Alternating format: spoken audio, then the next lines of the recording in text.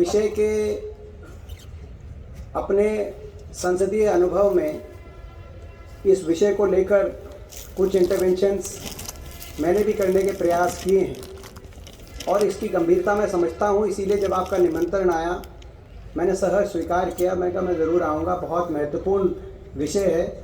और कभी कभी इस तरह के विषय जो कि बार एसोसिएशंस के तरफ से कार्यक्रमों में जाने का अवसर मिलता है, लेकिन एक मीनिंगफुल डायलॉग, एक बहुत ही इम्पोर्टेंट विषय सब्जेक्ट को लेकर यहाँ पर इस पहल का मैं आपको बधाई देता हूँ, बार एसोसिएशन को, आप सबको जो आज यहाँ पे उपस्थित हैं।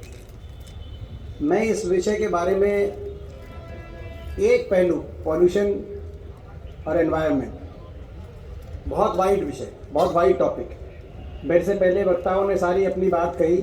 मैं केवल एयर पॉल्यूशन के बारे में कुछ बातें, क्योंकि उस बात को लेकर मैंने एक इंटरवेंशन किया था पार्लियामेंट में, जिसका जिक्र अभी किया सुवीर भाई ने, जो पार्लियामेंट के अंदर मैं प्राइवेट मेंबर बिल लेके आया था, राइट टू क्लीन एयर। किन परिस्थितियों में लेके आया, उसका क्या हुआ, उस बारे में मैं कुछ अपनी बात ज़रूर रखना चाहता हूँ।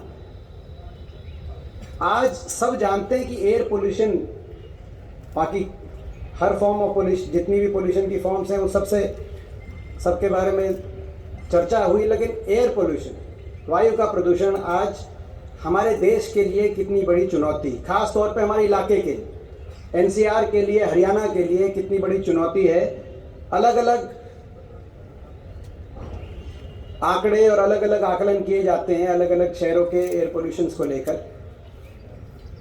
एक आकलन ये है कि दुनिया की 30 सबसे प्रदूषित, वायु प्रदूषित 30 शहरों में से 21 हिंदुस्तान में, और सबसे ज़्यादा दिल्ली। और दिल्ली से पोल्यूशन कोई हमारा जींद का, रोहतक का कम नहीं है, थोड़ा बहुत ही कम है, बहुत ज़्यादा फर्क नहीं है। जैसे हम मानते हैं कि हम बाहर निकल के तो बहुत फ़र्क आ गया। अभी डीसी साहब ने ठीक बताया, जो अपना चाहे वो PM 2.5 हो, PM 10 हो, उनका जो लेवल है, AQI का लेवल है, वो बहुत ज़्यादा उतना अंतर नहीं है। तो ये सारा क्योंकि आपस में कनेक्टेड है एयर पोल्यूशन, कोई हम रोक नहीं सकते कि दिल्ली की हवा बाहर नहीं आएगी या यहाँ की हवा वहाँ नहीं जाएगी, ये सारा कनेक्टेड। एक और आकलन किया जाता है, ये तो हो गया पोल्यूशन, कितने शहरों में दुनिया में पोल्यूशन में हम कहाँ खड़े हैं। एक WHO के स्टैंडर्ड आते हैं कि कहाँ कितनी प्रदूषण, वायु में क्या लेवल होना चाहिए AQI का, एयर क्वालिटी इंडेक्स है, PM 2.5 का, PM 10 का, जो हेल्दी है, और किस लेवल पे खतरनाक हो जाती है, किस लेवल बहुत बुरी है। मैंने अभी जब हम बैठे थे तो अपने टेलीफोन में देख रहा था निकाल कर कि अभी मौजूदा दिल्ली में AQI लेवल है 343, जो कि वेरी पुअर कैटेगरी में, क्रिटिकल कैटेगरी नज़दीक। और जींद और रोहतक, इन दोनों में जो AQI लेवल है वो 200 के आसपास, यानी कि जो सेटिस्फैक्ट्री लेवल है उससे 2 गुना ज़्यादा। और हेल्दी लेवल, जो WHO का हेल्दी लेवल है, जो कि आज आप ये मानो पूरा यूरोप आज लगभग हेल्दी लेवल पे, उससे 5 गुना ज़्यादा प्रदूषण आज हम बैठे बैठे।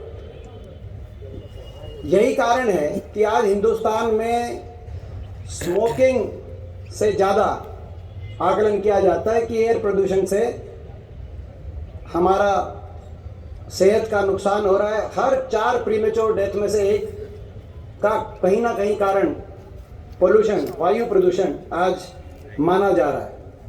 आंकड़े बहुत से आपको दे सकते हैं। एक बड़ा इंटरेस्टिंग आंकड़ा है, कुछ साल पहले 2000 जब ये मैंने right to clean air act में प्राइवेट मेंबर बिल लेके आया, तो इसमें बड़ी रुचि हुई। और अमेरिका में यूनिवर्सिटी ऑफ शिकागो में एक माइकल ग्रीनस्टोन, जिन्होंने ये AQI के जो फादर ऑफ AQI माना जाता है, इन्होंने सारे इंडेक्स निकाले थे। तो उन्होंने संपर्क साधा, तो उन्होंने कहा कि मैं आके सारी अपना एक टॉक देना चाहता हूँ। तो हमने रोहतक MDU में उनकी टॉक रखवाई, दादाजी के नाम से ही रखवाई, चौधरी रणबीर सिंह मेमोरियल लेक्चर करके। वो वहाँ से आए स्पेशली टॉक देने।